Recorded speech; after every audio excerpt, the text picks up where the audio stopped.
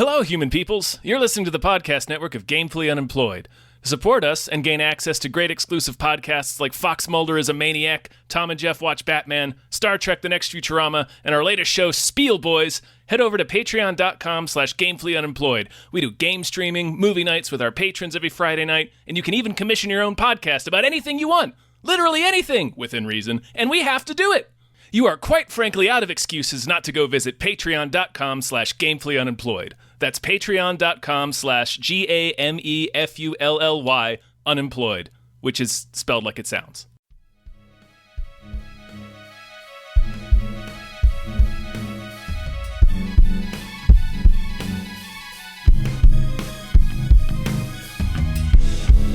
Hypecast mit Tom Reimann und David Bell.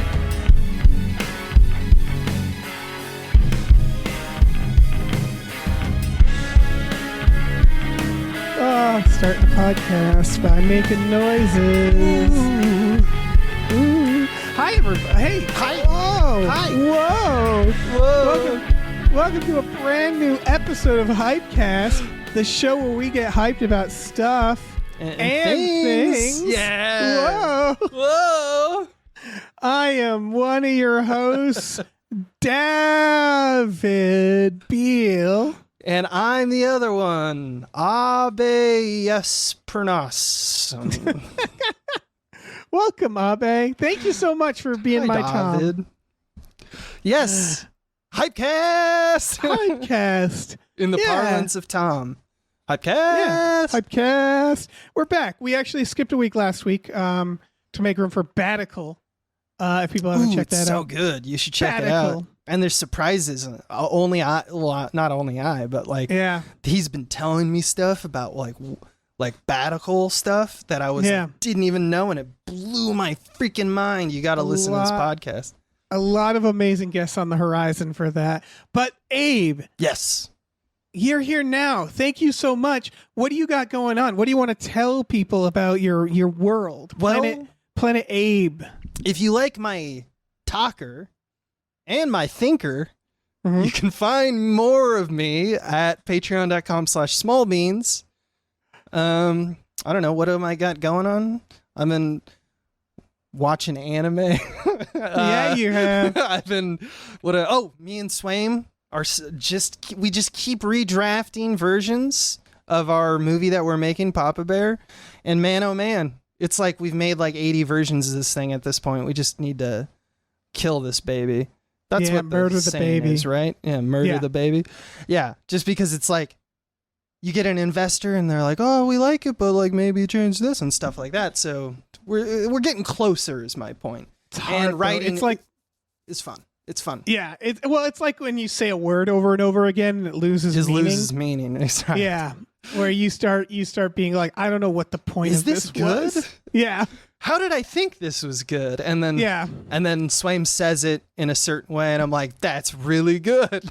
Right. You always have to sort of really remember, good, like, you guys. Yeah, you always got to remember, like, why is this happening in the first place? So, why? Yeah. Why did I start writing this? What was the draw? Mm-hmm. It's hard, That's right. man. It's hard. Writing's It's hard to do a job that is made of dreams. Yep. You also have to learn how to spell things. Ugh. Oh, fuck that. Ugh. Awful. Ugh. Awful work. And like Google Docs and like programs like Final Draft. Ugh. Oh, Final Draft crashes all the fucking time. Yeah, it does. Of all the things to crash, something there, it's really important that you save your work and have it. We've been using Writer Duet. Oh, nice. I really liked, for all you aspiring screenwriters, Fade In is a really solid. In. It's $70. It's not like subscription. It's not going to like be this huge, you know how fucking software is these days. Mm-hmm. It's just like, here's Bloatware. a screenwriting software. You write. It does have problems, but like, for example, Celtics was that for a while. And then they were like, we're going to make it like online and make it subscription. It's so funny because it's not a technology. Like After Effects feels like magic. And they've almost nailed that. Yeah, there's problems and bugs, and I'm sure anyone who's used it a lot is like, I have these gripes. But universally across the board, screenwriting software, it's like every single one fucks it up, and it's just a word processor, man.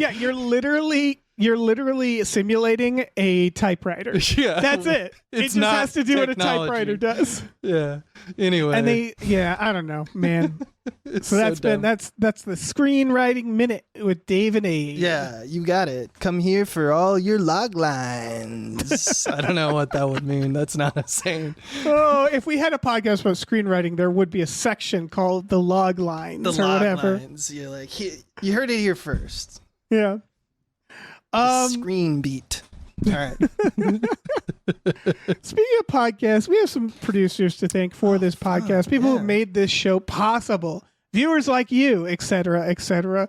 Tote bags and such, although they don't get those. Maybe someday. Big old thank you to @NerdNumbers. Thank you very much.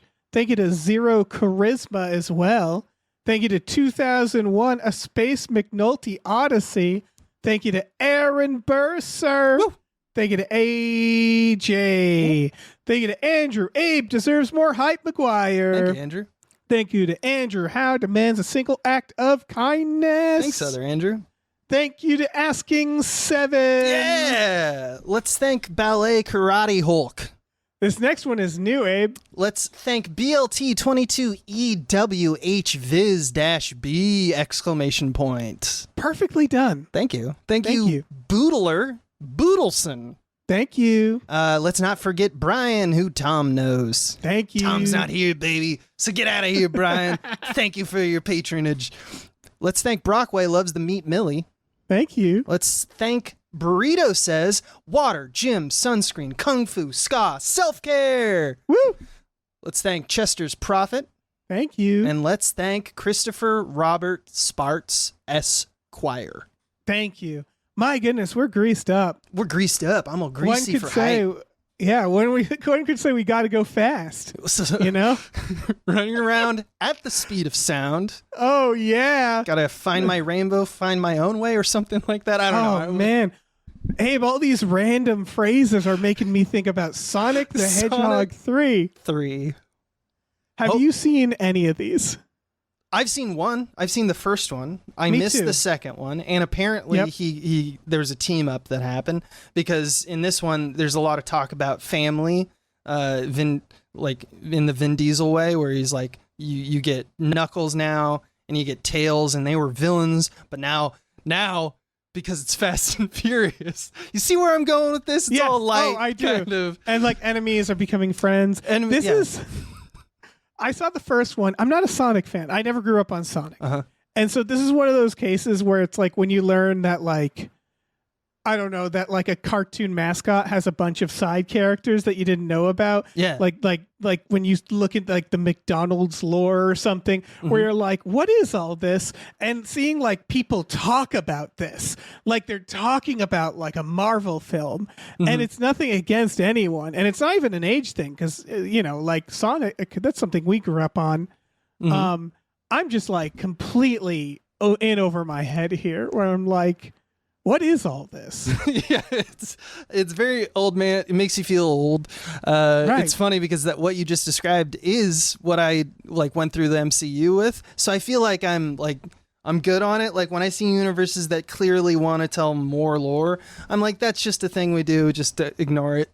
I don't need to know. Yeah, but I'll just enjoy my popcorn.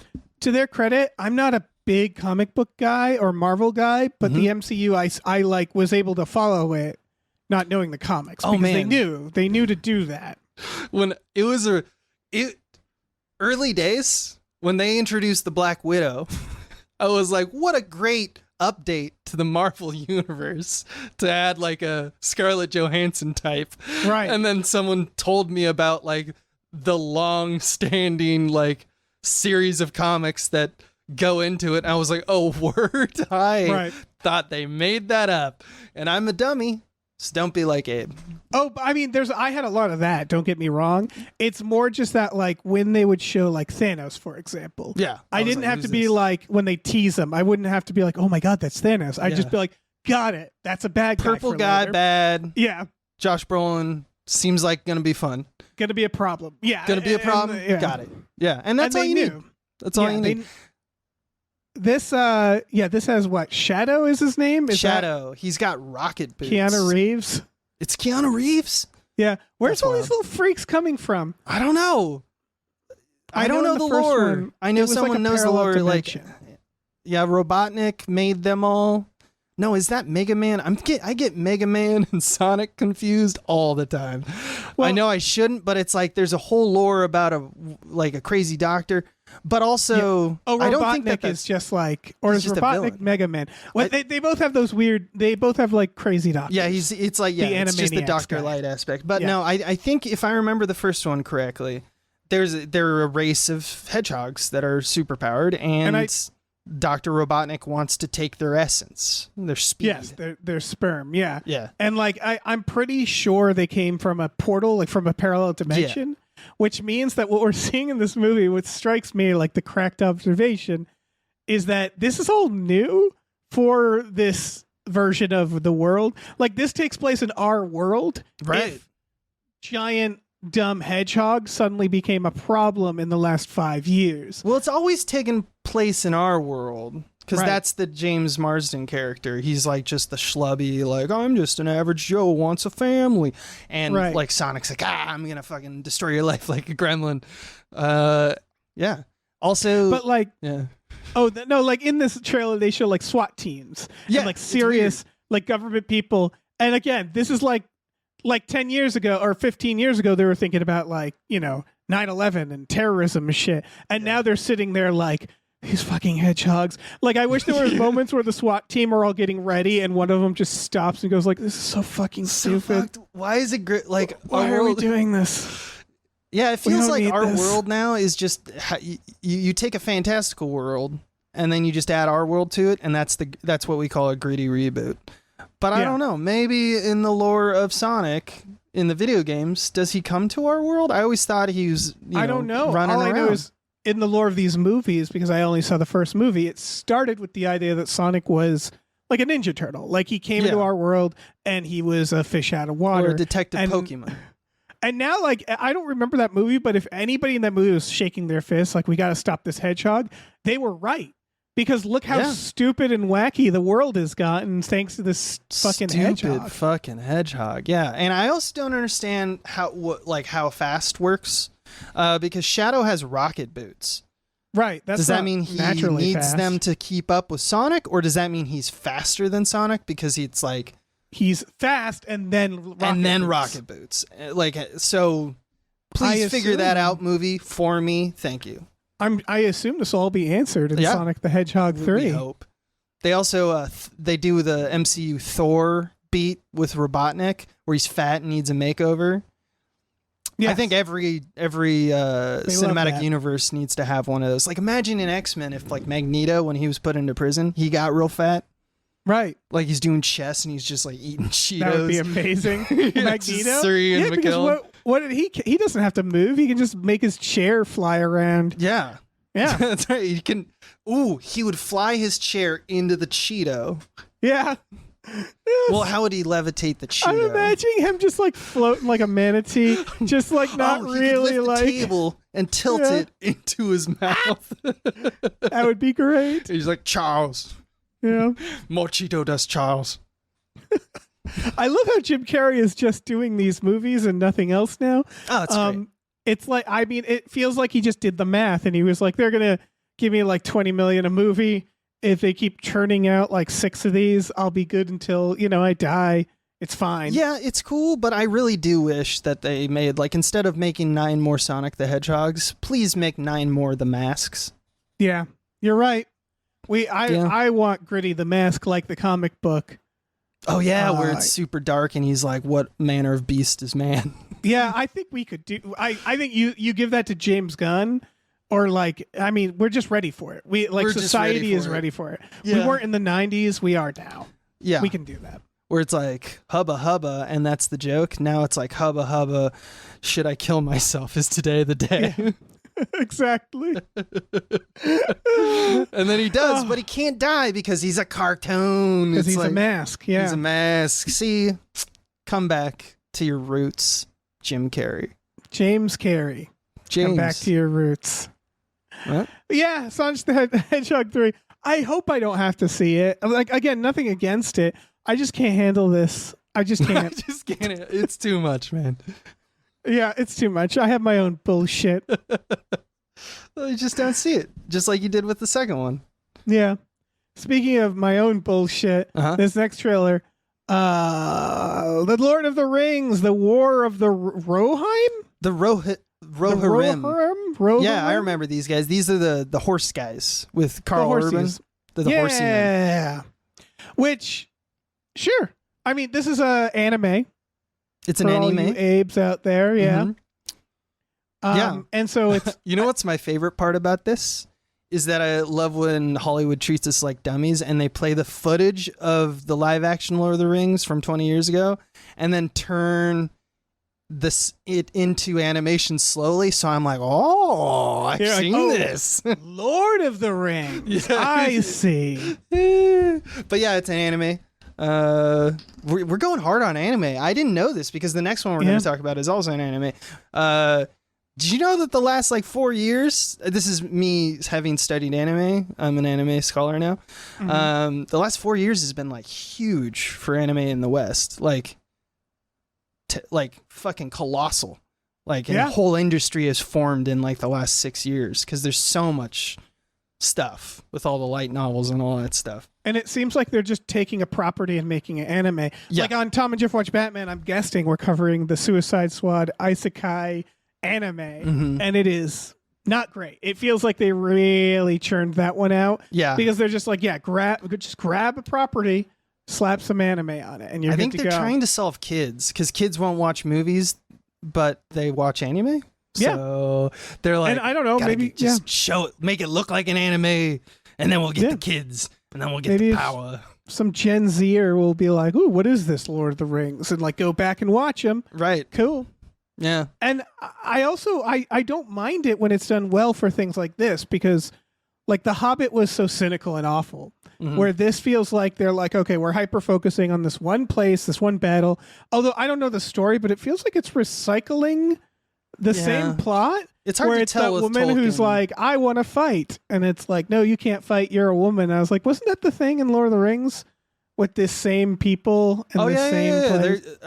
They're bringing out the hits. At the end, there's literally a ring guy. I know, he's got a bag full of rings, and you're like, oh, Emma's a ring. It's gonna be the ring.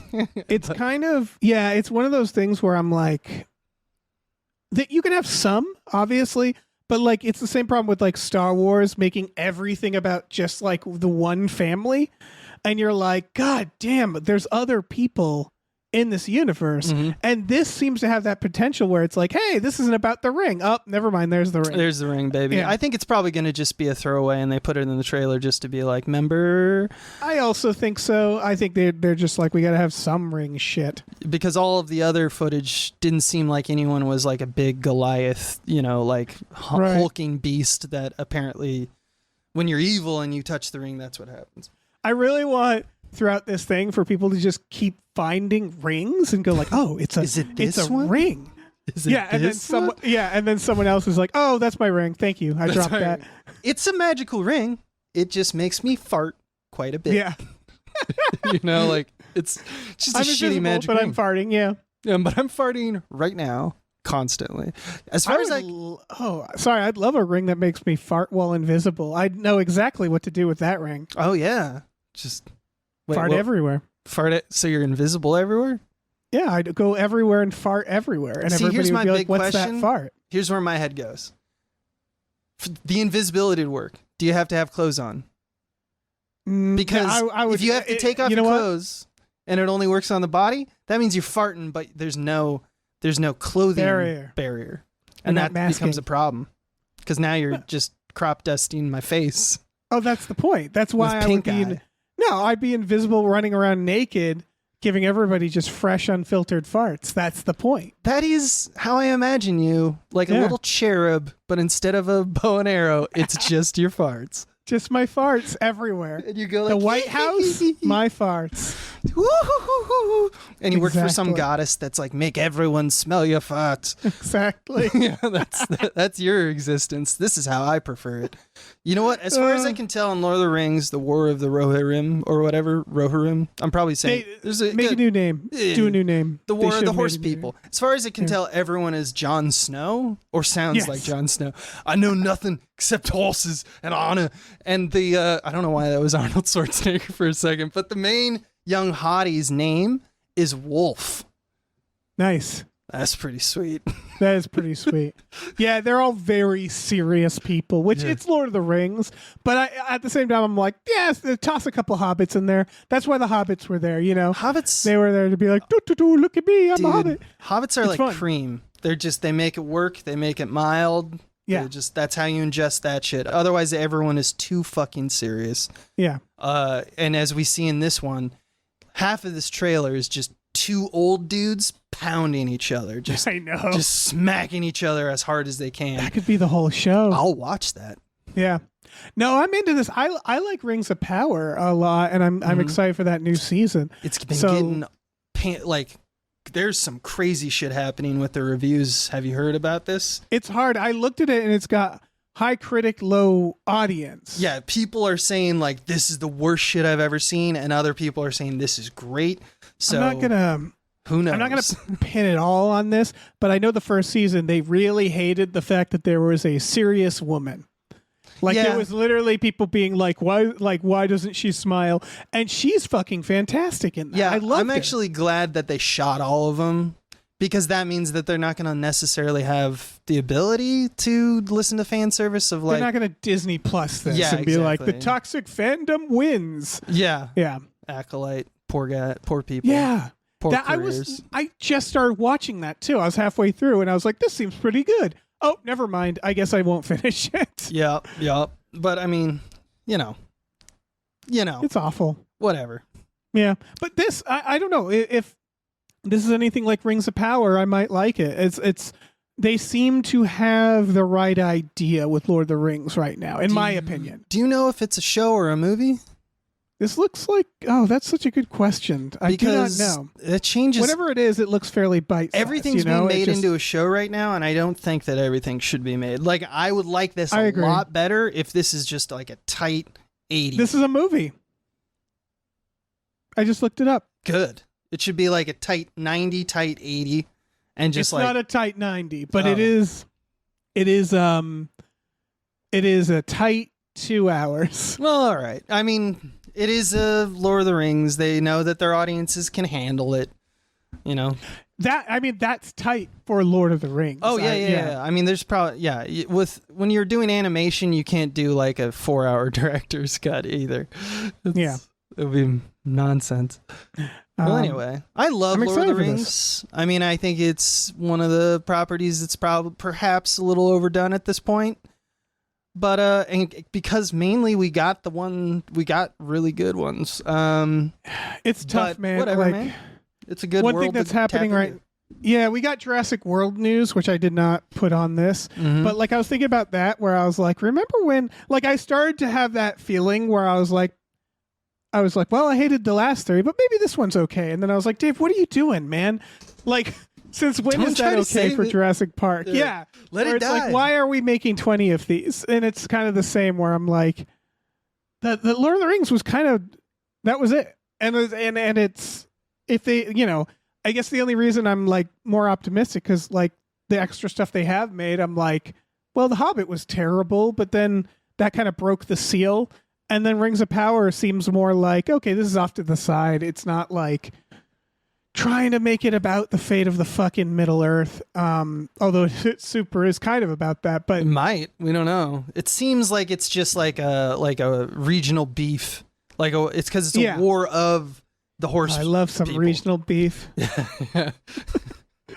I like that. Smaller, humbler, personal, smaller-ish, movies. Yeah, I Dig like into that it. too. Because it is a big world. So it's like, yeah, we can have smaller stories in this big world. Yeah. Speaking of things that have been just beaten to death. I mean, this is the same impetus for making the Lord of the Rings one. Is this next one, Terminator Zero? Yeah, this is an anime Terminator. Anime. Here's what I'll say. Yeah. I've been hurt so many times by Terminator. I grew up on Terminator. It is nice to see Terminator done as a hard R again.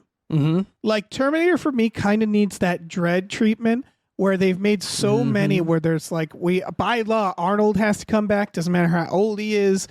It's got to be like for family. It's got to be like PG-13ish. And it's like that first one was gritty as fuck. Yeah. And it's like, why not just go back to something that's just like real hard R gritty shit? And this feels at least like they're doing some real gnarly gore in this. Yeah. I mean, I hope it's good. Like, what was that? Like, I'm comparing it because it's Netflix to the anime for Cyberpunk, Speedrunners or whatever. I'm probably butchering it. Blade Runners, who knows? It's Blade Runner, but like that was pretty fucking cool and chill. I have the same problem as I kind of have with the Jurassic Park franchise, which is, yeah, I'm sure there's some lore that like people who are into the extended Terminator universe are probably very excited about. But for, I think, the audience that it's seeking this type of movie in order to do well, to have continuous these stories be told in the right way. What's the story that's left to tell? Haven't we seen the beginning of the machines, the middle of the machines, and the end of the machines? We've seen that all, right? Yeah. So I looked up the plot of this. This almost feels like they could have just made it a remake because that's basically what this is. Origin of the Machines? Well, it takes place in 1997 in Tokyo, and a different tech guy is developing a different AI system to compete with Skynet. And then a day before Judgment Day, he and his children are pursued by a robot assassin. So it's like you also, I guess. Skynet 2? So here's my guess. Is that whatever this guy is making maybe was used to defeat Skynet is probably what it is in the future. So they're trying to do let's not do like a reboot. Let's not do a multiverse or any of that nonsense, or like, let's just add a little bit. Let's Rogue One this. Yeah, it's like meanwhile over here, this other story was happening.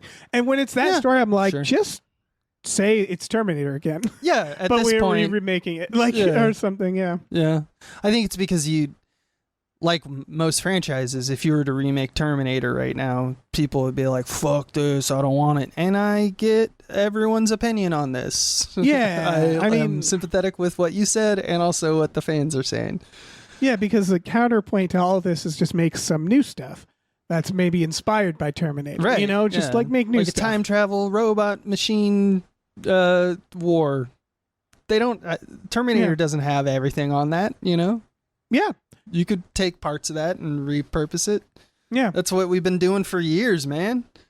It's called storytelling. Yeah, it's called being inspired by things. Yeah, that's right. I also love this naming convention. I know it's a tiny gripe, so I'll make the tiniest gripe about it. Justifiably tiny. Terminator Zero. Terminator -1, Terminator X. Can we put this to bed? It's a microcosm of the problem, which is like it sounds like you're running out of names for sequels, and perhaps you should think about that fact, you know? Yeah. Although the -1 for Godzilla worked really well for me because it dawned on me fairly recently that I was like, oh, it's because they call Zero like when the bomb dropped. So it's like for the Japanese people, it was like they were already at 0 and then Godzilla happened. So what do you call that? Well, I guess -1. That's kind of funny. But I get it. The number thing. I don't. For me, it's just the whole, like, it's the Jurassic Worlds where it was like Jurassic World Fallen Kingdom, Jurassic World Dominion. And I was like, what is this? The sequel to The Exorcist? And the new one is called Jurassic World Rebirth. And I'm like, so it's the rebirth of the rebirth. Yeah, that's of right. Jurassic Park. Like, this and we're going to get nostalgia for those balls, the balls that the kids are in and rolling around. And we're going to be like, oh, it's the balls. And it's going to feel exactly like the first time that Alan Grant saw dinosaurs. Yeah.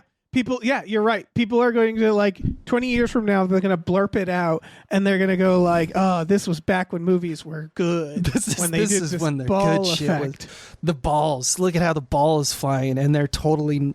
The children are not dying from the centrifugal force that is exploding their brains right now. Right, from the new COVID Zero. COVID Zero! Yeah. You're a good writer. You're like smart, dude. You're smart. Thank you. Speaking of depressing nostalgia, we have this next trailer. I think this is going to be great. Oh, it probably is going to be great. Don't get me wrong. This is the trailer for Y2K, the A24 film. This is more about how I'm like, hey, my culture it's not for you. This is 1999. You get your sticky fingers out of 1999. Yeah. And it's like classic too, though, because we got like our super bads. But yeah, it's doing fan service. It's like Chumbawamba's there. The whole thing is, what if Y2K was actually instead of nothing happening, and instead of our fear, which was that things would like go to crazy, it's like, what if it was like a surrealist haunting? Like, what if the machines turned against us? It should be noted, I was literally just going over some more news about this. It was a problem. It got fixed. No one ever talks about the fact that a bunch of programmers fixed the problem. So like, it wasn't that it was a hoax. It was that we fixed it. And now we're like, Y2K, that was so silly. And there's like programmers out there who are like, you're fucking welcome, guys. Fucking Steve Wozniak probably solved it single-handedly. But yeah, this is, it's Y2K is some sort of like crazy monster orgy of robots. It's so many. It is 1999 jokes. Well, here's the thing. So the writer-director is Kyle Mooney from SNL. Mm-hmm. And when we were doing sketch comedy in like the 2000s, he was with Good Neighbor with Beck Bennett and Nick Rutherford. And Kyle Mooney is hilarious, as you've probably seen him on his YouTube shorts and on SNL. Yeah. I know this is going to be funny as hell just because he's funny as hell, but also it's something that's actually super near and dear to his heart. Like, not the Y2K thing, but like, I was in his room once and it was like bizarre how like it's a 90s haven. I was overwhelmed by all the merch and all the posters. I think I saw like rollerblades. Like he is a machine for that stuff. And so even though it is like fan servicey, for some reason, it feels like it's coming from not just a super funny guy, but from a guy who's like, this is like part of his identity. He loves this stuff. And so I'm like, he's probably going to make it fun for anyone who's into that stuff. So I'm a little less worried than I usually am with the like, what if we just do the Chumbawamba song? I also think this is going to be funny. Like I'm just like, it's just again, it's making me feel very uncomfortable when it's like, it's that thing where like you watch Stranger Things and you're like, the 80s didn't look like that. And now I'm looking at this and I'm like, 1999 didn't look like that. It is a caricature of this era, which of course, like, why wouldn't it be? And it's just wild to start seeing that nostalgia. Like, have you seen, like a big thing that like TikTokers are into is like that. And they're not wrong, for the record, the old Starbucks aesthetic, a lot of tans and browns where you're like, yeah, that actually looked really good. I liked it when I was in a building. The minimalism that we're doing now. Right. It's so sterile and bright everything is now, where I feel like I'm in a doctor's office every time I go to get a McDonald's. And like, and Starbucks used to be like, here's a lot of like warm, dimmed colors to relax in. Yeah. Let's get some wood paneling up in here. Let's make everything Pizza Hut circa 1994. Yeah. So it's just funny because 1999 was a hideous landscape. Technology was hideous. Everything was hideous. They have the AOL login thing, and you're like, "Oh, this is the song of my people." But you're reminded that it's like, "Oh shit, this is like 25 years ago." Yeah, kill me. It looks good. I don't feel like any of these teenagers or 20-year-olds in this movie. Like I had that look. I was like, they don't feel like they exist in 1999. And then my brain was like, what does that even mean? What is that? Yeah, no, I have the same realization. I did the same exact fucking thing. Yeah. It's wild how I do that. In fact, like going back a little bit to Terminator Zero, there's a voice actor, the main voice actor lady.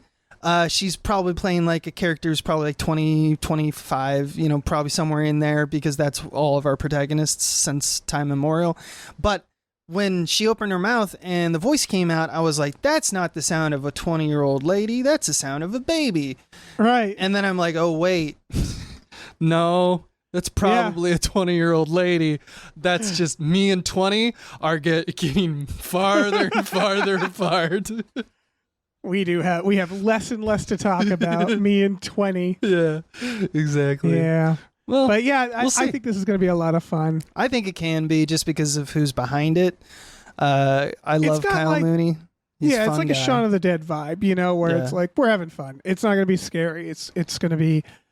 It's just, I know, and it might be the marketing, but the trailer is piling it on. Yeah. The 1999 of it all. Plus, it's funny because my friend Noah sent me the trailer a few days ago, and he was also in the movie that Swaim and Kyle Mooney and Beck Bennett and Nick Rutherford all were in, called Kill Me Now, made in 2010.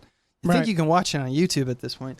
But it's so funny because it's like shots of Kyle Mooney as like a stoner in the woods, and I'm like, that looks like the movie we made. It has nothing to do with each other. It's just the aesthetic, and it just reminded me of that. He also plays like a murderer in that one. I don't know. It's just one of those things where it's just like, I'm glad that there's some amount of service done to teen horror movies. Always should look and feel the same a little bit. That there's a pedigree to that shit, and I love that he's following in that. Because now, like, when you look at teen films in the last 10 years, they look vastly different from our Superbads and, or even Friday the 13th and all this stuff. And I'm not saying that we need to, for nostalgia's sake, keep doing these things, but it is fun to look back and say, oh, they clearly are referencing this element of horror that was alive for a very long time. It's nice. It would be nice, speaking of Friday the 13th, I want to see another teen slasher where one of the characters is just clearly 45. I missed that. Yeah. That was Scream. Like, there was one in every Friday the 13th. Yeah, it's just like, hey, hello, fellow kids. Yeah. Yep. Let's do the but next one. This looks good. Also looks good, The Piano Lesson. This looks good. Yeah, it's a drama about a family trying to decide what to do with an heirloom, a piano, and it's a black family, and it clearly has this long history that weaves into like civil rights and maybe even before. Like, at least that's what it seems like in this. There's a lot of seems like there's honkies with torches. It seems like there's a City of God aspect going on. And if you haven't seen that film, at one point there's like we see an apartment, and it goes through time with a steady shot of like the story of the apartment. It feels like they're doing this, but with like a family heirloom where they're showing all the, like, everyone sits at the piano and like remembers their aspect of like when they were growing up, and that connects to their father and their grandfather. Like, it feels like that's where they're going, because it's a huge ensemble cast. It's hard to put together exactly who all these people are. It's a look in the past, but like, not in a fun way. Not in a fun way. It's just funny because it's like, I feel like it just reminds me of something like, I don't want to compare it to like, the Fablemans or something where it's like, the 50s. And this is like, the 50s. The Jesus. 50s. Fuck. Shit. Okay. So I know like it's about connecting with family and trauma and using the piano as a metaphor for like the family heirloom of pain and perseverance, right? But when I watched it, I also was like, is this movie going to be about a haunted piano? Well, that's what's cool about this trailer is they're playing it like a horror movie. Yeah. It is a horror trailer. And I don't think you're mistaken in thinking like, I think, is this a fucking horror movie? I looked it up. It's labeled drama and music. So I think might have more music in it than you think. Mm-hmm. But I get it because like they are dealing with horrific subjects. So it's like, why not think about it like a horror movie? I will say the poster is a picture of the piano in a field on fire. And considering that I'm learning that the synopsis is a family trying to decide what to do with an heirloom, I'm like, that's not a fucking spoiler, is it? Like, Right. are they just go Are they light it just up? burn the piano? Yeah. It might be a metaphor. We'll see. I think I'm going to watch this one. Plus, I want to bring up fucking musicality in trailers is so important and something that we've lost with the modern trailer. Like when you're watching a trailer and you're like, this feels like a copy paste of like every trailer that I've seen. One of the reasons is that we have cut out rhythm. They have their own internal rhythm and they aren't on a meter like this one is. Or like, if you watch this trailer, watch like this Serious Man a Serious Man trailer, those get me really hype because now all we have is the sweet dreams are made of these. We have it's the same batch. A trailer breaks through and then every trailer is like that trailer for 6 years. That's because these are marketing tools. These aren't, this is not art. But this shit, it gets me hyped, so it might be art. I don't know. It reminds me of like when I went skydiving and they filmed it and you get a tape and you land, the camera guy runs into a trailer and like 30 seconds later, he's like, here's your tape. And I'm like, how did you just edit that? And you watch it later and you're like, oh, I feel like you just put this through like a preset program. The simplest AI. Yeah, with absolutely no regard for what it actually was. Got it.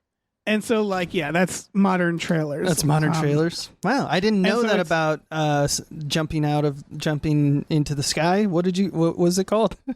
Skydiving? Skydiving, that's it. Yes, I didn't know about that. That's what they do is they give you a tape of your horror. You can pay extra for it. I would not pay for any of this because that terrifies me. Oh, it was fun. But I'm sure they do a more modern version, but I'm sure they crank them out the same principle of it every single time. I think they set it to like Prodigy. I didn't ask for, like, I didn't get to choose these things. Wait, so it's just like you don't get to choose the music because that seems like they just handed me a tape and I watched it later like this is terrible tape. You have your own video editing software so you can put whatever music you want on top of it. Yeah, that's the shit. I wouldn't do skydiving. That's a thing that idiots and it is falling. Crack dealers do. Like it's falling, a thing that we tend to avoid falling. So yeah, we belong on the ground. I get it when you get on the plane, you're on this little plane, and then it flies you up, and they're like, "All right, time to get out."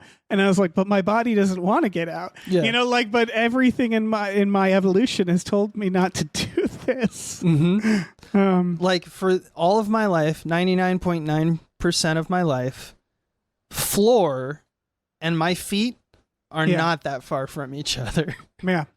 So why would I change that up? I don't know. That's fair. It's fun. Yeah. I need to mention this has Samuel L. Jackson and John David Washington, so it's just gonna be a fucking powerhouse. Hell yeah. I'm that's big gonna be great. This. Possibly haunted piano. Possibly haunted. I'm still holding out. I don't know. Just wait for every fucking horror trailer to be this now. Yeah, right. I'm so sick of the. You know what? The new one. You've noticed the new one, which is the lady's voice going, huh, huh, huh, huh. They're doing it in every. And it's just like, all right, thing. Ari Aster. It started it from Men, I think, because that was an actual device in the movie. That's right. And now every trailer is like, we have that too, even though it doesn't make any sense all of a sudden. Oh, I love the dummies. I love the dummies. Hollywood dummies. Love you. Anyway, let's talk about this next one, which is also a horror trailer. The Substance. We watched the teaser for this a while ago. This is a body horror. This looks good. Yeah. Like, and I love that they're like, right out of the gate, they're like off-putting camera angles of Dennis Quaid. Yeah. Love it.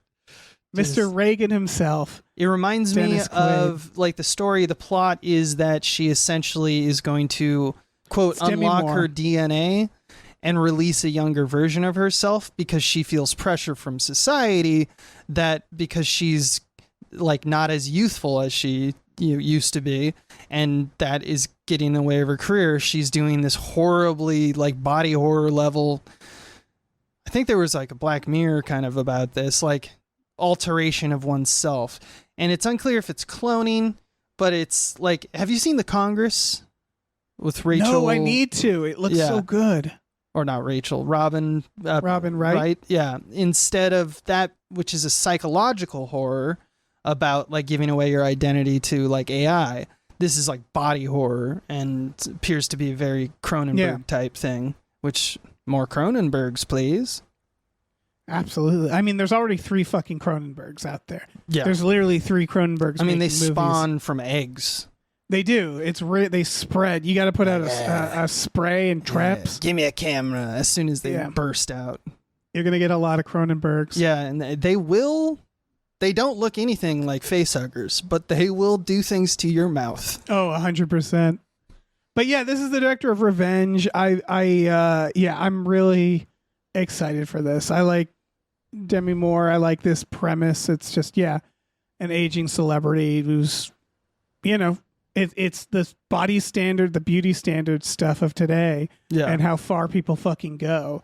It's a very simple, like, little metaphor, a little parable, I also love the, there's this kind of hidden conversation about, like, I don't know if they go far with it, but it's definitely in the trailer and how they wrote it implies that it might be more about this too, is that there's lack of control over your own health as well, just in terms of like your connection and dialogue with these pharmaceutical companies, with these medical insurance companies, all this stuff. Because at one point there's a phone call in the trailer where Demi Moore's like calls some hotline that is, the Substance HQ or whatever, and is like, what would happen if something went wrong with the substance? And it's just like said in this way that is so like, I don't know what's happening. No one like briefed me on this, and I may have done something that I wasn't supposed to. And apparently now my life is I'm the Fly or something like that. We'll see. Oh, that is pretty amazing. Yeah. Speaking of body horror. Speaking of becoming the Fly, little gremlins. Oh, Frankie Freako. The trailer for Frankie Freako. So this is from the director of a few things. Psycho Gorman, Leprechaun Returns, The Void. So like they did a segment, I believe, in VHS 94. So they're no stranger to this. Psycho Gorman was very much this, where it's like kind of that ironic trauma era look. It's sort of, I think, a hard line to walk, because like you have your Kung Furies where I'm like, this feels desperate. This feels too much. Like, we're so random. We're so and random. Like, and they play it, like Psycho Gorman played it pretty well. I think so. But it's, you watch it and you're like, none of this is real. This is all a movie. And that gets like, so you are constantly between two thoughts when you watch these types of movies, like, all this is throwaway, or I'm now thinking of cameras and lights very quickly. But if they thread the needle, it's just fun because, when you see the gremlins talk, it feels like Team America a bit. And I loved Team America because they dipped into this exact thing, where it's just like the sync isn't lined up. It's this kind of hilarious chompy kind of animation, like, well, it's not animation, but the animatronics are like kind of rough, and it doesn't look real, and it's not supposed to, right? You're not. We're not trying to do an Alien Covenant, or what was the Romulus? Right. This trailer, at least, absolutely threaded the needle for me. I was very weary when I went into it. I was like, all right, let's see. And then the moment I realized that the entire plot is they're just a bunch of little freaks who like to party, it's just gremlins. Like, all right. Yeah, you're like, oh, it's just, we like to party. And it's just okay. It's about the Brat Pack is here. He summons them because he calls a 1-800 number on the TV that's them advertising that you want to party with us. Yeah. And then they show up and they're like just little freaks who are like, we love to party. Yeah. And then it's like Garbage Pail Kids. Yeah. Shit. And it makes me go like, this is going to be awful. But also like watching Psycho Gorman, they're very fun. These filmmakers are very funny and have high capabilities when it comes to the filmmaking of these events to make them, they know what they're looking for, and what they're looking for is very entertaining. So and this, you know, I can't say anything negative about it, really.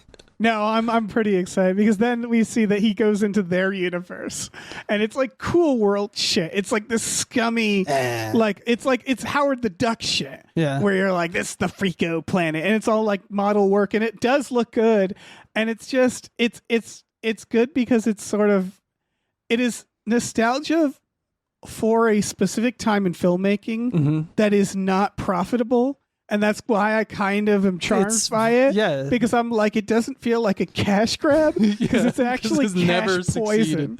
Yeah. It's like, remember Howard the Duck? We're going to recreate that. And it's like, oh, God. But I mean, it's cult film. That it feels a little bit like fan films because it's cult. What percentage would you say, going in from the trailer now at this point, what percentage, how high is that percentage that we're going to see two of those gremlins fuck?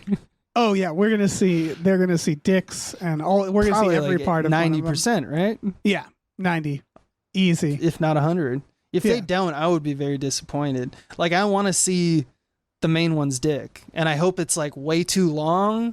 Oh, yeah. I hope and way too thin. It's like long and thin, like a straw. Like a fluke. And it like moves like prehensily a little bit, but it's turgid. Yeah.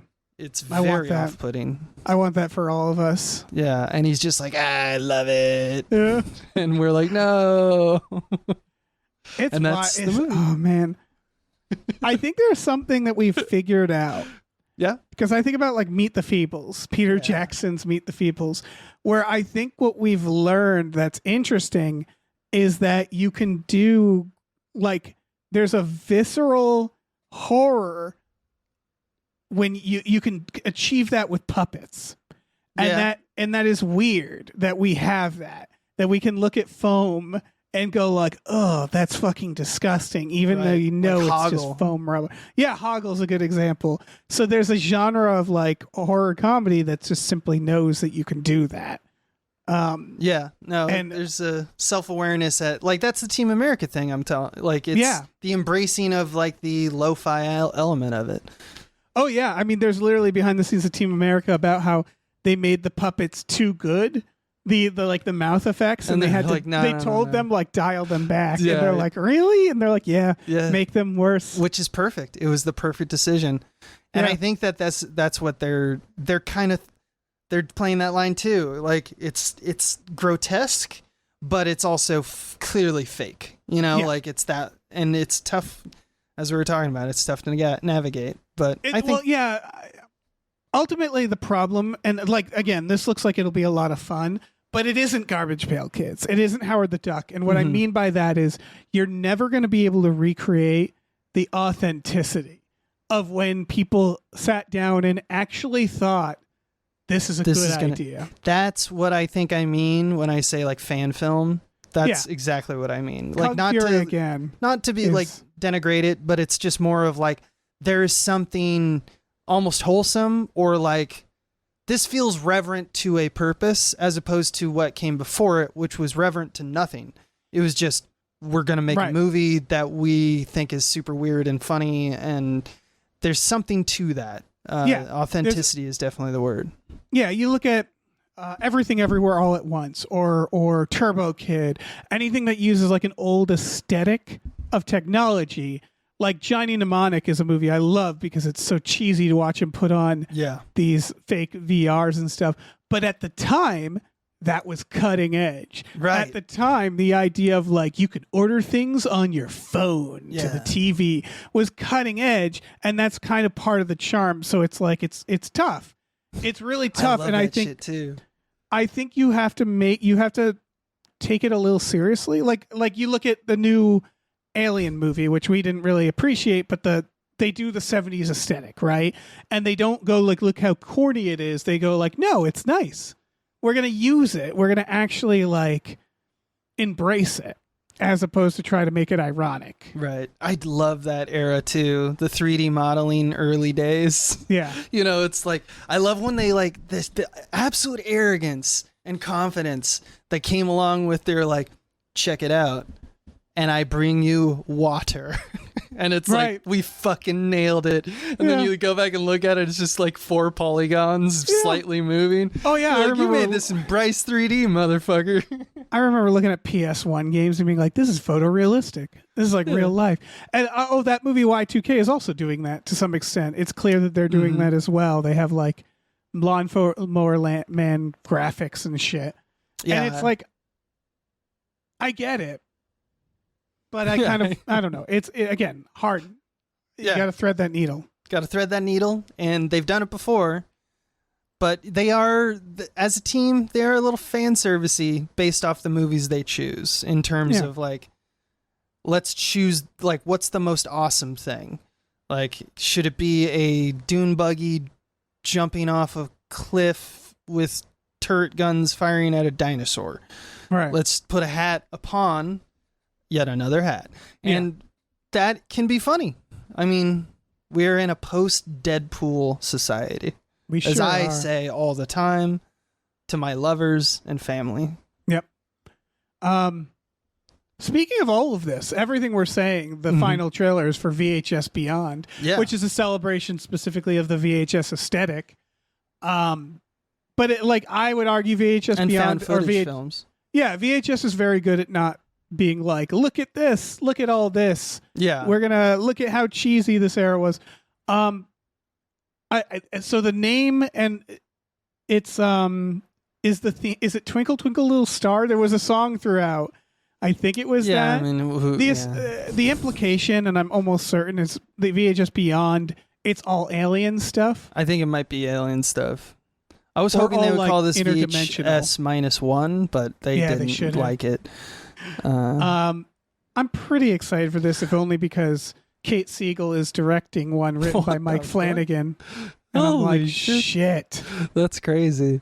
Yeah, I love these that they are got always Mike Flanagan. These are always a good time if you've seen the VHS series, because they're all vignettes. They're little stories, it's anthologies made completely unrelated other than their aesthetic, I guess. But it's almost all found footage stuff of like, here's a 15-minute, 20-minute thing about short film about this horrible event that happened to these people. And based on the footage, I do think that they're falling into some habits with this franchise. I don't know if you noticed, like, they are like, let's do an alien one, and this one might be retroactively like all of them are aliens, but only one clearly is like, look in the sky, those are clearly aliens. But they're like, let's do one in a foreign country. Let's do one where it's clearly a basement or a warehouse, and there's some horror doctor involved. Yeah, I know what you mean. Yeah, I mean, these are horror tales, so you're gonna see repeats all the time. But like the imagery of like the Orange Grove and what looks to be some reclusive compound, they keep popping up in this franchise. And I'm like, that isn't, like, I don't know why you think that that's the thing that we're like, you got to see that kind of thing. Maybe it's just easier to shoot in those places. I mean, it kind of is because they're all reclusive. But like, I would like to see them kind of take it out for a spin more. Like, let's do one in a fucking hockey rink, whatever. Fuck it. I don't know how these are made. I'd love to know. They should have a submission process, frankly. Yeah. Like, they should be like, email here for scripts or something. But it does feel like it's not like Black Mirror, where Black Mirror, to me, the new seasons always feel like it's the group of like writers looking at each other like, I'm so sick of your fucking face. Okay, what if robots were, fuck, I don't know. I fucking hate robots. That's not a premise. Yeah. And so like, it is like, I get what you mean, where every single one has to sort of endeavor to one up the next. And like, the last VHS I did not love. There was some really good talent in there, but it wasn't like the one right before it was the fucking militia vampire shit where you're like, this is fucking, like, they seem to have Which one was lulls. the Rat Man, the Ratatouille? That was, I believe, the one with militia vampires. I think it was that one was really good. Ratma. Yeah. Ratma, the Rat Ratma. Man. And I wonder if like sometimes they just have like a bunch that they're like, we haven't gotten around to these scripts. Let's just throw them all in one. And I'm like, well, don't do that because then that's all the ones you were less excited about. I don't know how they do any of this, but like, that's why I'm like, ooh, okay. So they got Kate Siegel and Mike Flanagan. That's great. Like, I love that. I love that they are reaching out. I want one written by Stephen King. You know, like I think I think they should reach out to more people as they accumulate hopefully more money making these. But I know what you mean, which is like there's probably something where they're like, just keep it under this amount of money or something like that. And they're like, yeah. Which I know. I mean, for what it is, like, because it's not going to theaters for an extended release, you know, like this thing is going straight to video. Well, that's what it's there. I'm gonna watch it's it. like Shudder or something. Yeah, exactly. One of the premises I do know is skydivers, and their plane collides with a UFO. They crash in an orange grove, and so do the aliens. And I think that's cute. That's a cute idea. That's a cute idea. But see, even they knew we couldn't keep it in the air the whole time. We got to hit the ground. Oh, yeah. In order to make the picture. There's some shots in this that look like they go to space in one of them. I don't know. Yeah. I would love one on like the International Space Station. That would be a fun VHS. Man, that ISS movie really, what a waste of a premise, right? Yeah. Like, it's just what if things totally go wrong? It. Derp-a-der. It's like, nah, man. Put a fucking predator up there. Yes, please. Put a werewolf in space. Hey, that's a thought. Somebody should do that. Yeah. Yeah, I don't know. Keep cranking these out. Obviously. I never, even when I don't love them, I love them. Where I'm like, yeah, more once a year. Just crank out one a year until whoever is behind all these like just die of exhaustion. Your sacrifice is appreciated, sir or madam. Yeah. What I hope is that, because remember our conversation about being old that we were continuously having all the time? Right. I can't wait for when they're just like, it's just like GoPro. You know? I mean, these are already that. I mean, they are. But I mean, it's like the VHS is like, everyone knows what that is, but I don't think that that's true anymore. So right, when it's like GoPro is creepy. We're getting to that shit. Like we're doing like creepy live stream cameras. We're doing there's that type of movie. Yeah. But that's still like the streaming, like searching and stuff like that. That feels still relevant to the modern society. Yeah, it's contemporary. VHS is an archaic dinosaur that only exists in very lonely people's bedrooms. Yeah. I want it when it's going to be like evil QuickTime videos. Yeah. Of like low res QuickTime. Like, yeah. Attack of the Codec. Yeah. That's Let's a make nerdy it ass happen. joke. I take that one back. That's not funny. I like it. Thank you. All right. Let's thank some more producers. Dude, I love thanking. Big ol' thank you to Dan Hackroyd. Thank you. Thank you to David Knife Boot Henson. Knife Boot. Thank you to Deborah is awesome. Barbara is great and cancer can go to hell. Thank you to Dracula the bus driving vampire. Thank you to Driftless. Lord of the Wasteland wants you to just walk away. Move along now. Thank you to Ed Nog. That's a Thank you great to name. Exploding Runes. Thank you to Funky G. Mostly comes out at night. Mostly. Thank you to the wicked awesome misadventures of Matt Damon. Thank you, Matt. Thank you to Heathcliff's Helping Handfuls. Yeah. Thank you to Highlander. Likes the way Tom says pretty sweet. Pretty sweet. Let's thank Ombre. Thank you. Let's thank ImpossibleWorlds.net, a magazine, and there's a podcast. Thank you. Let's thank Jay, Anya Taylor-Joy's Baron Black Thumb. Thank you. Let's thank Krishanovich. Thank you. Let's not forget Lieutenant Frank Drebin, Police Squad. Thank you. Let's thank, look, Ma, I'm on a podcast. Thank you. Thank you, Mackenzie Fuck Shuffling with Willem Dafoe's confusingly large dick chill. Thanks. Let's thank Mercurial Oz. Thanks. Let's not forget Mike the Lurker. Thank you. And let's end this section with Mongolian Throat Skanking. Thank you. Movie news. Movie news. This isn't much news, but I just wanted to remind people that there was a Toxic Avenger film that was filmed a while ago, starring Peter Dinklage.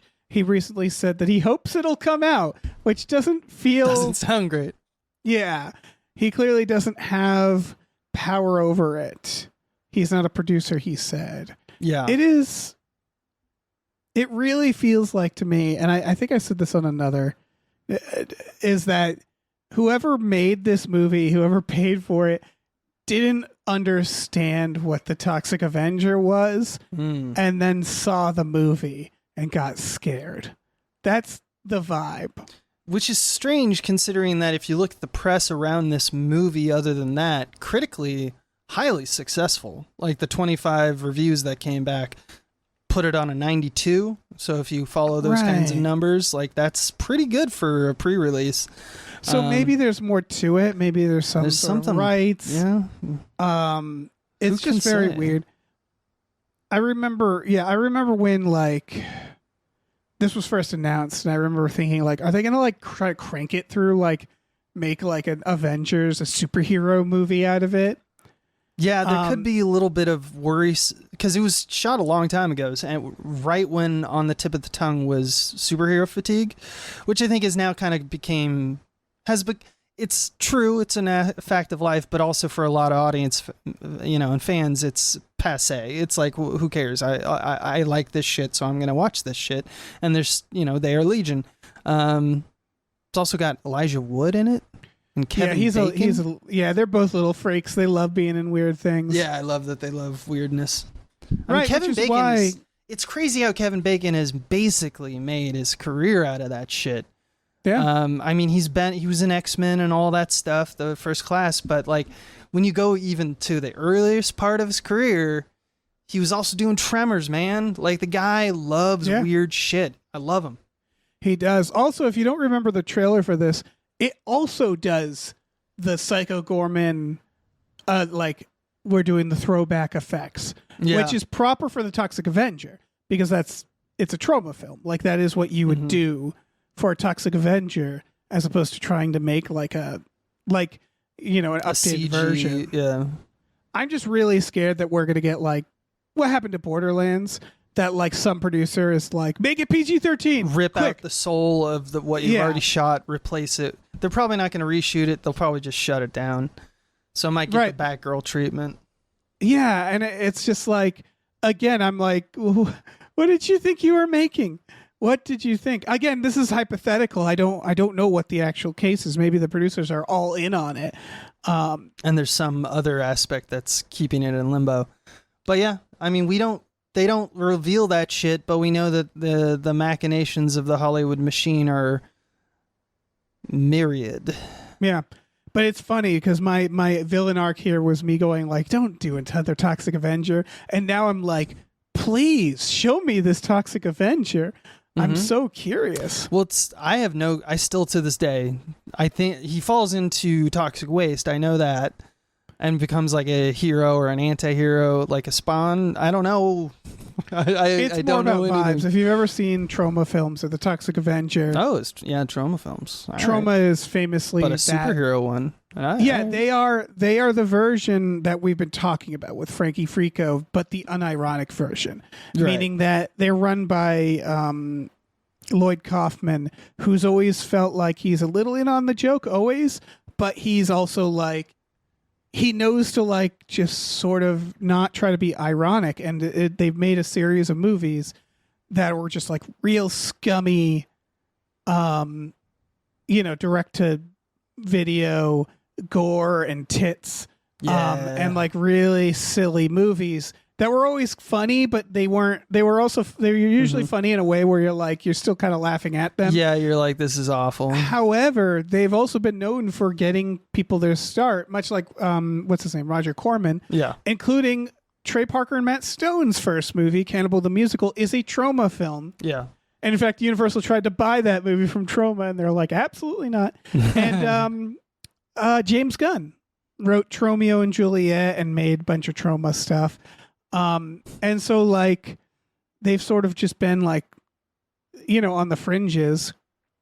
So like, I don't know. It would be interesting to see what this would be. Mismatch, or not mismatch, but like combination of elements.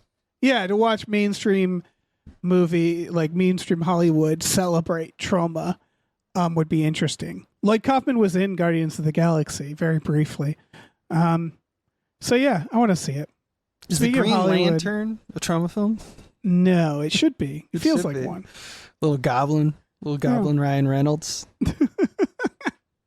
Let's talk about Megalopolis. And All this right. isn't about the movie. I'm very excited for the movie, but this is such a very unfortunate marketing thing that happened. Is they put out this trailer that was such a dunk. It was all the poor reviews of, because Megalopolis is getting like reviews of people being like, I don't know what the fuck this is. Right. And it's a film made by Francis Ford Coppola. Yeah. So they put out a trailer with all these reviews of his other films, like The Godfather, all the poor reviews, and basically saying like, critics have always shit Will on never Coppola. be remembered.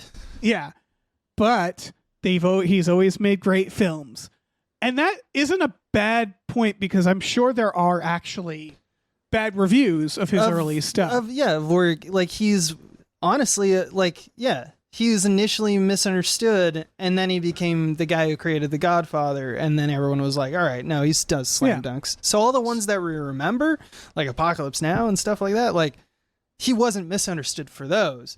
But all the films that he did early days, that's true. But Yeah, the point is you could make this trailer, right? yeah, And people initially on Twitter was like, this is such a good slam dunk of a trailer. And then a bunch of people started realizing, wait, the critics that they're quoting didn't say this stuff. yeah. That is a They said huge the legal opposite. problem. They were like, what a great film, The Godfather. Yep. Or these were quotes from other movies about other movies. So it's like, okay, well, now you're committing libel. Now this is really bad. So it got pulled, and a bunch of journalists were like, hey, funny. If I go into ChatGPT and ask it to write negative critic reviews or find negative critic reviews, it gives me these quotes. And sure enough, it was revealed that they used AI. The Lionsgate, they're not at fault. Bless their heart. Bless their lion heart. Francis Ford Coppola is not involved. Bless his little heart. I feel bad because I'm like, I do want to see this movie, and this is a good idea for a trailer. They hired a marketing group who didn't want to take the fucking 10 seconds of looking up actual reviews, and they just asked AI to do it. And it's like, yeah, this is why you don't use that. Yeah. And Lionsgate was like, we're very sorry we didn't do this, but we are very, very sorry we screwed up because we are, we're involved, obviously. So it's just a perfect example of how AI is actually like a murderer of creativity. Well, it's used by bad people to do bad things. Yes. Because you had this amazing idea. This was, again, a great trailer idea. And all you had to do is not cut corners. And the AI was just like came to the party and took a dump in the punch bowl. Yeah. And it's like, yeah, just fucking do the work. Just do the work. It may not, but it probably wouldn't be the slam dunk they wanted. That's probably why they did this. They kind of were creatively, because like, I don't think many people misunderstood The Godfather when it came out. I don't think people were like, this fucking won't be remembered tomorrow. You know? Like, Godfather's a fucking work of art. So, yeah. Plus, here's the thing with Megalopolis. The number one, Francis Ford Coppola, like a month or two ago, Under Fire was possibly just being the horniest little dog on set. Yes. Little pervy piggy. 2, there was an interview with Francis Ford Coppola where he's like, dude, this Megalopolis, I don't want it to be some woke Hollywood production. I casted a lot of people who are canceled. And it's just like, Coppola. That's number 2. And then we got strike 3, the marketing consultant thing. The absolute heel turn of this movie. It's like, at this point, I hope it's like a documentary. Like, it's just, let's go F for fake entirely on this shit. Like, Coppola is seen as, of course, like an amazing director. But what does it say about him as like a worker, as a collaborator? that there might be there could be multiple documentaries about the making how of this film. shit his movies are. I fucking love it, like dude. there's already been one, and it's like, oh Jesus Christ! Like that's what it feels like. It's weird to feel sympathetic for It's like all those studio old executives. directors. Yeah. Oh yeah. But I'm imagining Lionsgate because no one wanted Megalopolis. He spent all this money and no one wanted to just. No, he like, famously do distribution. hates studios. Like he's And, yeah. been doing this. Like he's constantly been making movies for the last 2 decades. People just Yeah. don't know about them because they're named like Quattro and Yeah, exactly. you know, like no one really knows. And so Lionsgate was like, all right, we'll do it. And I'm sure there's other people like, watch out, working with Coppola. And they're like, nah, we're Lionsgate. It'll be great. And then Coppola just starts doing these interviews where he's like, let's talk about wokeness. It's like, come the fuck on, man. You're not helping yourself, dude. Read the fucking room. But I mean, Coppola. he's always been like, he is one of the more contrarian motherfuckers.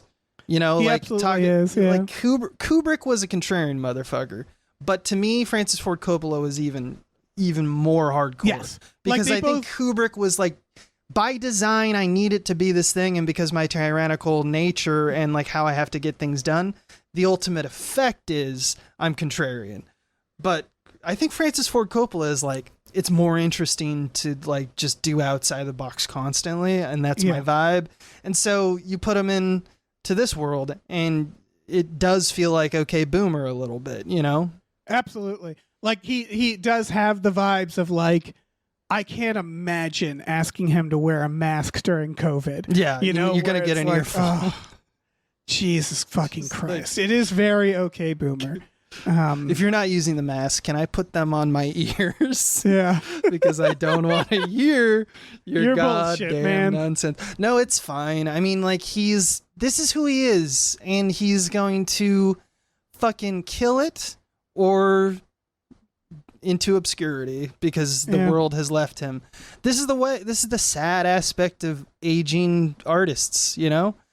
Sometimes we're like, Rolling Stones, yeah, we just play the hits. And he's like, I got new stuff. And it's like, no. But we'll see. Sometimes they're great, you know? yeah. I have a few friends who are like, I love watching Bob Dylan, the raggedy ass bones for his last like can't tour. imagine And he's that, just like, you see footage of him, he's just like, Yeah, it's like a dying cat. He just for 20 minutes everyone thought he had just died on the piano. Yeah. And it's just like, but they're like, it was amazing. It was amazing to watch. I mean, as a fan of 70s punk, I've gone to a lot of shows where the lead singer, literally, it's a crowd of young punks listening to this guy, and everybody's going like, do you know what the fuck he's saying right now? Yeah. And we're like, just cheer, man. Just cheer. Yeah. Yeah. Because you still love it. And I think Coppola's, I mean, maybe he's got another one in him, man. Maybe he's got another few. We don't know. I don't want to talk shit on this great man, you know? Yeah. But also, it's like sometimes, like, he's making films for just... That's the other thing I do like about Coppola, is he's always been about that shit. He's always been like, I'm making films now. I used to make films for, like, America. Now I make films for, like, me and my, like, 18 friends. Yes. And it's just like, he's not trying to hoodwink anyone. It's Lionsgate who's coming in and are like, all right, let's make this like marketable and make some money off this. He's like, sure, I would like to have my grandchildren's college paid for. Yeah, why not? And they fucked it up. And he couldn't help himself because he's like, I don't want it to be woke. I fucking love it, dude. The chaos. The chaos it's in me, Mom. Movie. This is the most morbid curiosity I've had for a movie in a while. Yeah. Where it's I'm just great. like, I need to know what the fuck this is. I need to watch it. I just need to get my grubby hands on it. And it's probably going to be a letdown because nothing can be as great as what's in my mind right now. Oh, yeah. It looks unhinged. Right. He's just kissing. He's just in the film as an extra, it's Cloud just Atlas kissing. shit. Like it's Cloud Atlas shit all the way where I'm like, oh, Give it to fuck me. yeah.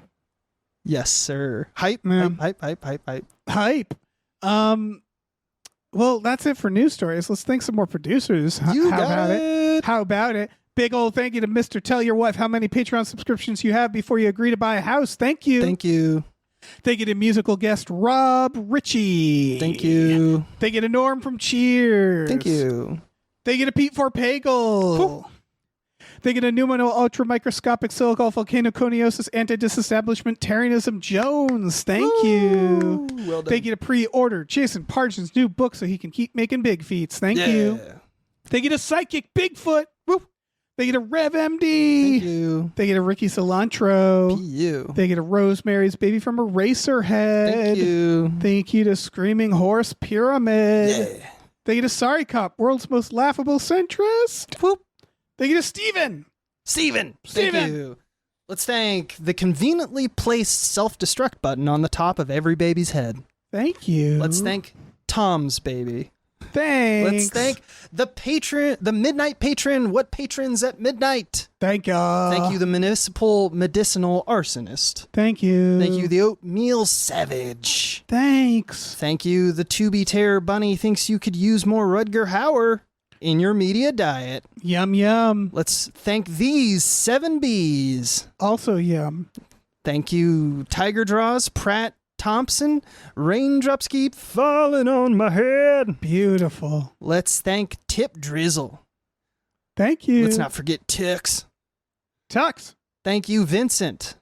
Vincent, thank you. Thank you. Why don't you take a flying fuck at the moon? Thank you. Thank you to Yorgos from the island of Crete.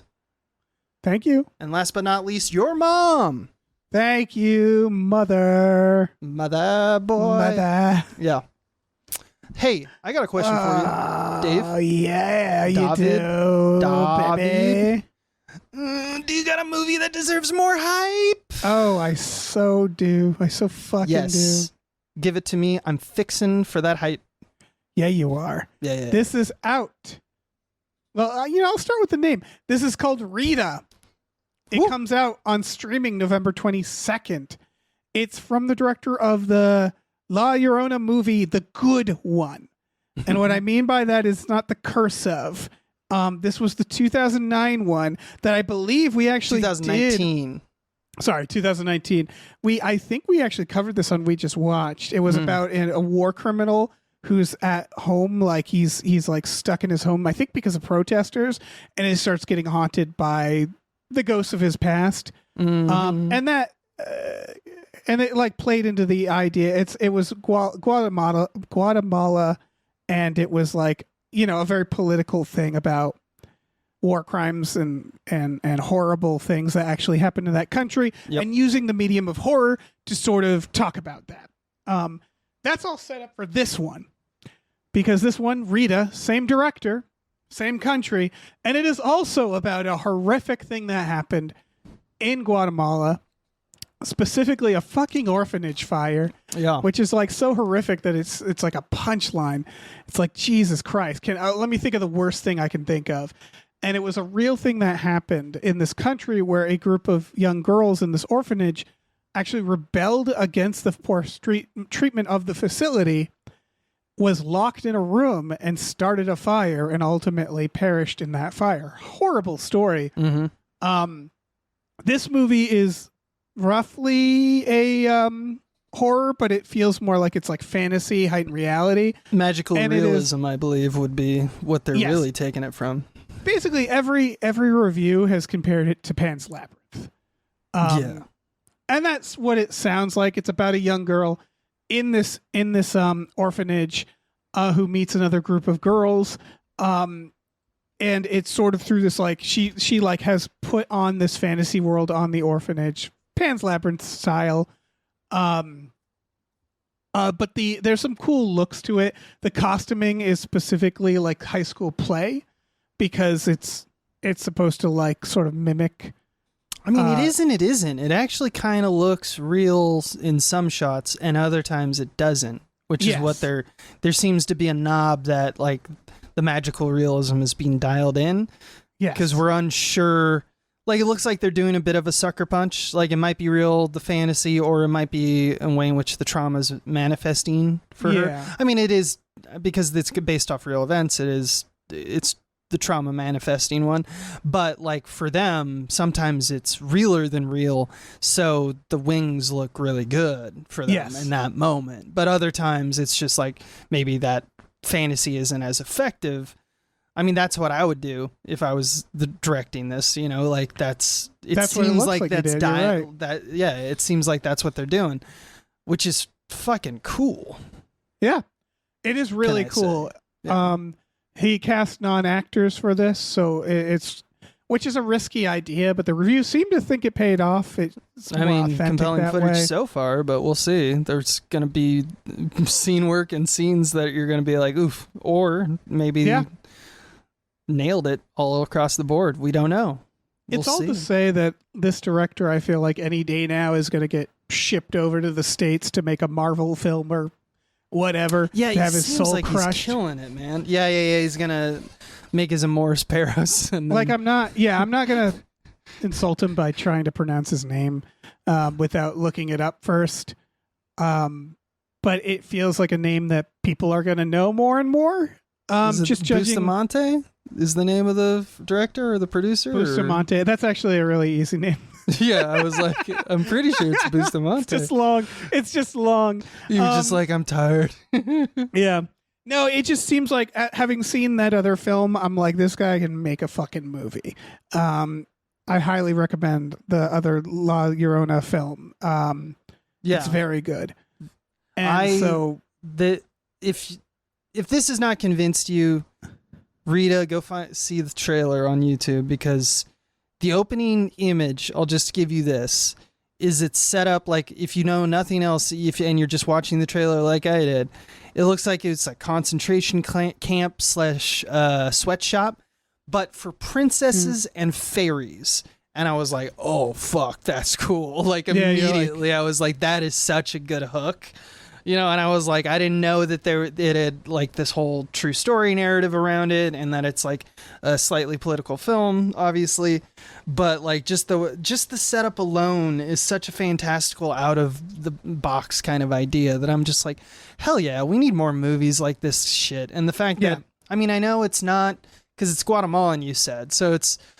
Because I immediately thought of Gabriel Garcia Marquez, who I believe is Colombian, and he wrote that short story, A Very Old Man with Enormous Wings, which to me is one of the greatest. I mean, I think it's considered the story that started magical realism as like a movement, but Right. it's like, it is beyond me how we have not made that film yet. I know there's a smaller, like there's a short or something like that about that, but like just.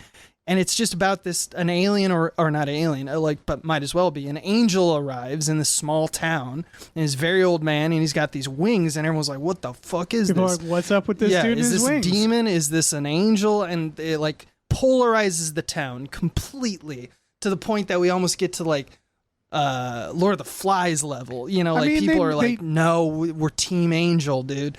In fairness, they did make that one Simpsons episode. Right, yeah. Yeah. Yeah, exactly. And it's just like that kind of, I don't know, it feels somehow more authentic. I know it's just like my monkey brain is like, oh, wings, I see wings, and therefore it must be the same. But it's just like taking I know what you something mean. that is I was like this thinking of- grand, almost, it's kind of like Birdman, right? This grand metaphor that is so overt and so like almost cliche, and then to say like, let's take it and embrace it and run with it as a kind of like actual heartfelt movie about Right. substance. And I'm just like, that's fucking cool, man. Oh yeah, it's like it is very cliche, but it works. Like it's a group of young girls with wings trapped in a cage. Yeah, no, it's Tinkerbell. It's like all It's this literally about the idea of like, look at all these people who could have these long and fulfilling lives and potential, and they're trapped here. And Right. They're stuck in this situation, and they're all kind of fighting each other, and they're fighting the system they're in, and it's a tragic story, you know. And like the magical realism, I mean, it's the same with Pan's Labyrinth, where it's sort of about shit. Yeah, exactly. them kind of picturing a greater world out And they're there. like, this is how, I mean, because they're like Holocaust, you know, like that's when it comes Yeah. down to it. They are just talking about these huge, like, wumps of trauma, you know, Yeah. like, And so, like, it's not going to be an easy watch, but no one said it was going to be one. It's going to be a hard watch, but it looks like a really beautiful and compelling meaningful film. Yeah. No, I'm glad you hyped this up because I had not heard of it. It has less than 1,000 views. Yeah, dude. on this trailer at least. Hurry and go watch it. You could be one of the next 1,000. You could get a prize by being number 1,000. You'll get your own wings. They're sending. how it works. I just got my wings, and I am like a little princess. Yeah. Now this looks great. Check it out. Rita. Google Rita. I'm sure that'll boil Just it Rita. down. Don't even put film or 2024. Just This Rita. yeah. This is gonna it's just gonna creep out on streaming. It's wild. Yeah. Because I just feel That's like where- this is like you think about Pan's Labyrinth and you're like, if that was made today, would it just creep out on like Shudder and no one would fucking talk about No it? one's risky enough anymore. Yeah. Says the man who looks at a cloud menacingly. Mm. I do not like the look of that cloud. Oh, that we did it. Hey, we man. made an episode of Really podcast. cool. Really cool that you do this. Like, what cool guys we are that we We're have really cool. podcasts. Yeah, you wouldn't believe how many teenagers are like, Dave, you're really cool. Yeah. You and I'm Abe, on a skateboard right now. we're cool. It's true. It's decided. We're cool. Like I don't have to question it. I don't You even know, have we're to question it right now. I just know in my heart, in my cool. brain, We're cool. no one will ever be cooler. And The coolest. Yeah, you're right. the teen, You're right. it is the I wasn't children. gonna go that far, but Yes, the children. They are Abe. wrong. yeah. Cool, Abe. Yeah. Do you have any cool things going on right now you want to tell people about? Well, as I said before, if you like my yapper and you like my thinker, find me at patreon.com/smallbeans. I run a network over there that does very similar things to what Gamefully Unemployed does here, but I do it with Michael Swaim and at times Adam Ganzer. If you know those names, cool. If you don't, also cool. Also cool. It's cool no matter what. Because I'm cool. Cool as Skateboard. ice. Real quick, patreon.com/gamefullyunemployed or gamefullyunemployed.com to check out our merch store. That's it. We're going to have new merch coming out soon, actually. I need Oh, to yeah? I need Batical to do merch that. or... No, it's a special. That's a good idea, though. Batical merch, if you can but get the rights, I mean, like... You're right. They have an empire. They might They track will you down murder for us. Yeah, but I think you like I don't know. I've always thought Batical as like a company, you know, they're just like chill with all of it They play it. they're playing it fast and loose from the get go. They get it. They get it. They're cool like us. Hey, Hey. hey. All right. Say goodbye. Bye. Cool goodbye. Hey, listen, our music is produced by Chris Corlew. You can find him on twitter.com as the Corlew or go to shipwreckedsailor.bandcamp.com. Our channel artwork is produced by Michael Vincent Bramley. For more of his work, go to mvbramley.art. Our episode artwork is by Justin Brown, available on Twitter as Justin T. Brown or at artnessbyjustinbrown.com. And finally, additional artwork is by Starlene Hodge. You can find her work at starlenearts.com or on Twitter as StarleneX. Cool. Goodbye.